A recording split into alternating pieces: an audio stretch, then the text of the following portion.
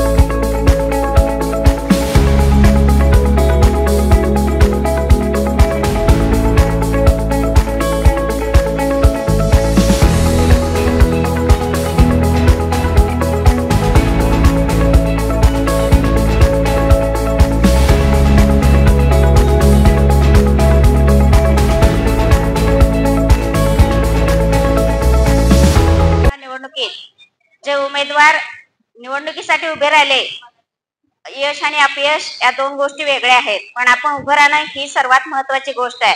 उभे राहिलेल्या सर्व उमेदवारांचं शाळेच्या वतीनं हार्दिक हार्दिक अभिनंदन। सर्वप्रथम दत्त संलग्न शाळेचा निकाल जाहीर करूया। जनरल सेक्रेटरी या पदासाठी स्मिता सुतार आणि विश्वजित कानेकर हे 2 उमेदवार होते. यापैकी विश्वजितला 33 मतं मिळालेत आणि स्मिताला 41. तर ती जनरल सेक्रेटरी झालेली आहे स्मिता सुतार. तिनं इथं यायचं आहे. परिपाठ मंत्री वेदिका पाचगावे, निवेदिता निकम, संस्कार पाटील. याच्यामध्ये वेदिकाला 30 आणि संस्कार पाटीलला 28 मतं मिळाल्यात. त्यामुळे वेदिका ही परिपाठ मंत्री झालेली आहे. तिचंही अभिनंदन. स्वच्छता मंत्री राजवर्धन घाटगे, सायली प्रभावळे, वीर जगदाळे.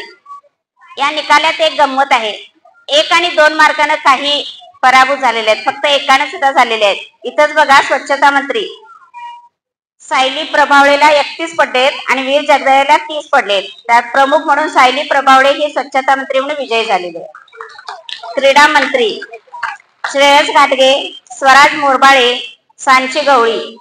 यापैकी श्रेयस घाटगेला 39 मतं पडून तो विजयी झालेला आहे. त्याने स्टेजवर यायचंय. ग्रंथालय मंत्री मफिजुल मलिक, स्वरा चव्हाण आणि साईराज मोरबाळे उभे होते. यापैकी स्वरा चव्हाण ही 35 मतांनी विजयी झालेली आहे. तिनं वरती यायचं आहे. अशा पद्धतीनं स्मिता सुतार, वेदिका पाचगावे, सायली प्रभावळे, श्रेयस घाटगे आणि स्वरा चव्हाण हे संलग्नचं मंत्रिमंडळ तयार झालेलं आहे. सर्वांचं हार्दिक अभिनंदन.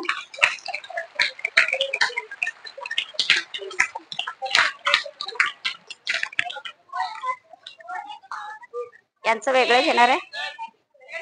हे आपलं पण घेऊया की इथं. परिपाठ मंत्री दत्त विद्या मंदिर कागल, प्रणवती आवटे, संस्कृती कोरे, ओवी पालकर, श्रावणी साठे हे उमेदवार उभे होते. यापैकी प्रणवतीला 49 आणि ओवीला 50 असे मतं मिळाले आहेत. त्यामुळे ओवी पालकर ही परिपाठ मंत्री झालेली आहे. अभिनंदन.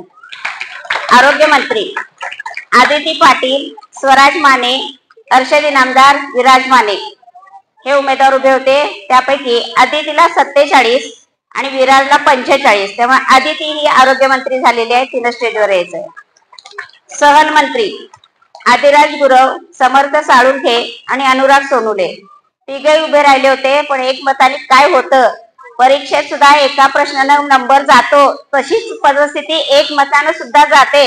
हे आमदार खासदारांना जाऊन विचारा. आज तुमचंही तसंच झालेलं आहे. आदिराज गुरवला 55, समर्थला 50. त्यामुळे आदिराज गुरव हा सहल मंत्री झालेला आहे. त्यांनी स्टेजवर यायचंय. स्वच्छता मंत्री फातिमा मलिक, अनुष्का माळी, प्रार्थना साठे हे उमेदवार होते. यापैकी प्रार्थना साठेला 51, अनुष्काला 46. त्यामुळे प्रार्थना ही स्वच्छता मंत्री झालेली आहे. तिनं स्टेजवर यायचंय.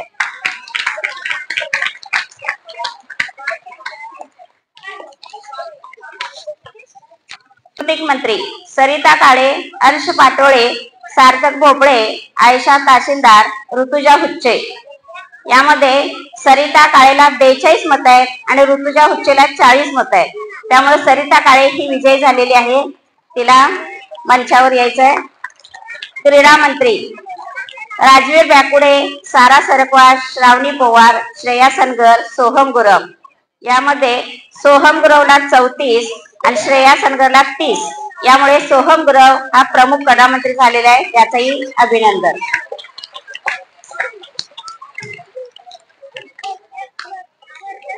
आणि सगळ्यात शेवटी जनरल सेक्रेटरी जसं आपल्या घराचा, शाळेचा, राज्याचा, देशाचा प्रमुख असतो आणि त्याच्या विचारावर चालतं, तसं शाळेमध्ये विद्यार्थ्यांचा प्रतिनिधी म्हणून जनरल सेक्रेटरी हे पद असतं. या पदासाठी इयत्ता 7वीचे अर्णव गुरव, स्वरा एरपलवाड आणि मंजुरी पाटील हे उभे होते. बोलणं करे. यासाठी मंजुरी पाटीलला 44 मतं आहेत, अर्णव गुरवला 53 मतं आहेत. त्यामुळे या वर्षीचा जनरल सेक्रेटरी अर्णव गुरव आहे. शाळेच्या वतीनं हार्दिक हार्दिक अभिनंदन. तसंच काल आपलं मतदान हे प्रत्यक्षात इलेक्ट्रॉनिक मतदान केंद्राप्रमाणे झालेलं आहे. ऑनलाईन मतदान घेतलेलं आहे. कोणताही वाव इकडे तिकडे करायला नव्हता. सुंदर असं मतदान घेण्यासाठी ज्या शिक्षकांनी त्याच्यासाठी कामकाज केलं, उत्कृष्ट कामकाज पार पाडलं, याबद्दल त्यांचंही मी मुख्याध्यापक या वतीने हार्दिक अभिनंदन करते आणि सर्व उमेदवारांचं जल्लोषात स्वागत करूया आणि त्यांना शुभेच्छा देऊया पुढील कामकाज करण्यासाठी। यानंतर ज्या मंत्री झालेले आहेत त्यांनी शपथ घ्यायची आहे। आजचा शपथविधी सोहळा सांगण्यासाठी